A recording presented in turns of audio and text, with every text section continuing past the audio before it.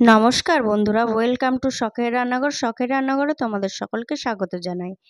আজ আমি পাট শাকের রেসিপি করেছি, আর এই রেসিপিটা বাড়িতে সকলেই তোমরা বানাতে জানো। তবে আমি আজ কিভাবে এই রেসিপিটা বানালাম সেটাই আজ তোমাদের সঙ্গে শেয়ার করছি।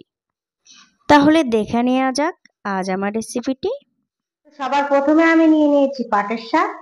আর এই পাটের শাকটা আমি ভালো করে পরিষ্কার করে বেছে নিয়েছি, তারপরে আমি ধুয়ে নিয়েছি। পাটের শাকটি বানানোর জন্য সবার প্রথমে আমি একটা কড়াই বসিয়ে দিয়েছি, আর তাতে দিয়ে দিয়েছি পরিমাণ মতন সর্ষের তেল। এবার সর্ষের তেলটা যখন হালকা গরম হয়ে আসবে, আমি ওই তেলের মধ্যে দিয়ে দেব 4টি শুকনো লঙ্কা, আর শুকনো লঙ্কাগুলো একটু ভেঙে দিয়ে দেব।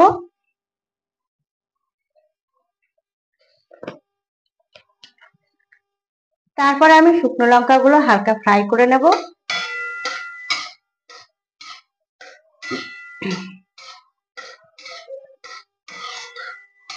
শুকনো লঙ্কাগুলো যখন একটু লাল লাল হয়ে আসবে, তখন আমি দিয়ে দেব হাফ চা চামচ কালো জিরে।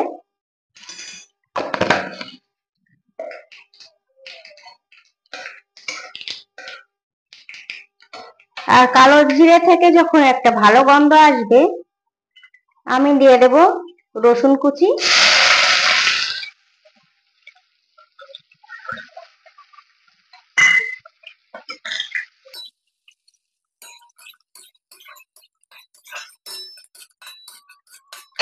তো রসুনগুলো যখন এরকম হালকা ব্রাউন কালার আসবে, তখন আমি পাটের শাকগুলো দিয়ে দেবো।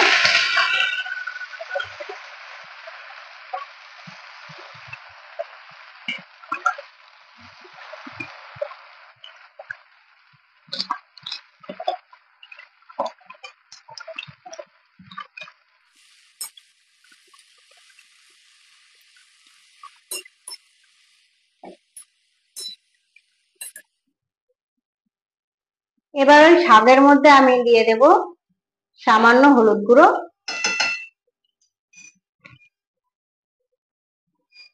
আর দিয়ে দেব স্বাদ মতো নুন।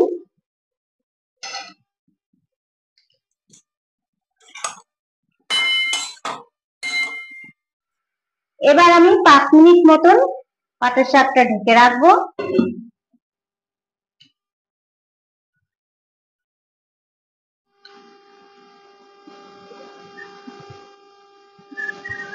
দু মিনিট পর আমি ঢাকনাটা খুলে দেখে নেব।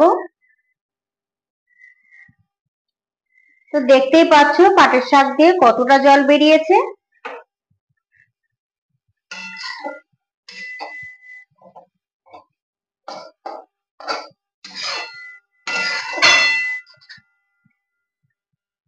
আর এই সময় কিন্তু গ্যাসের আঁচটা একদম মিডিয়াম থাকবে।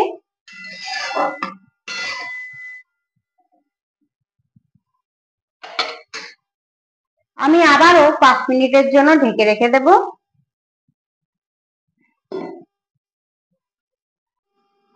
5 মিনিট হয়ে গেছে, আমি আবারও ঢাকাটা খুলে দেখে নেব।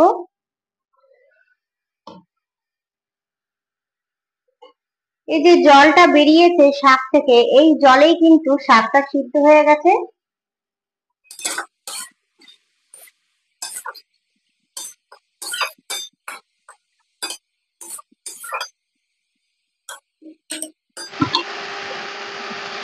এবার আমি এখানে খুব সামান্য চিনি দিয়ে দেব। আর শাকে একটু চিনি দিলে কিন্তু খেতে ভালোই লাগে। তবে তোমরা যারা চিনিটা খেতে পছন্দ করো না, তারা কিন্তু চিনিটাকে স্কিপ করবে। আমি এবার চিনিটা শাকের সঙ্গে ভালো করে মিশিয়ে নেব। এবার আমি শাকটা ভালো করে ভেজে নেব। শাকটা কিন্তু প্রায় ভাজা হয়ে গেছে। এবার আমি 1 থেকে 2 মিনিট আরও ভালো করে ভেজে শাকটা নামিয়ে নেব। তৈরি হয়ে গেল দারুণ স্বাদের পাটের শাক। আর এই শাকটা কিন্তু গরম গরম ভাতের সঙ্গে খুব ভালো লাগবে খেতে। তো বন্ধুরা, তোমরা কিন্তু বাড়িতে অবশ্যই এই রেসিপিটা একবার ট্রাই করবে। তাহলে বন্ধুরা, রেসিপিটা তোমাদের কেমন লেগেছে অবশ্যই কিন্তু আমাকে কমেন্ট করে জানাবে। আর যদি ভালো লেগে থাকে তাহলে একটা লাইক করে দেবে। আর বন্ধুরা, লাইক করলে কিন্তু মোটিভেট হয়ে ভিডিও করার আগ্রহ বেড়ে যায়। আর যে সকল বন্ধুরা আমার চ্যানেলে নতুন আছো তাদের কাছে আমার একটাই অনুরোধ, আমার চ্যানেলটিকে সাবস্ক্রাইব করে পাশে থাকা বেল আইকনটিতে ক্লিক করে রাখবে। এতে আমি যখনই ভিডিও ছাড়বো সবার আগে পৌঁছে যাবে তোমার কাছে। তাহলে আজকের মতন এই পর্যন্ত, দেখা হচ্ছে অন্য কোনো রেসিপি নিয়ে। সবাই ভালো থাকবে, সুস্থ থাকবে, নমস্কার।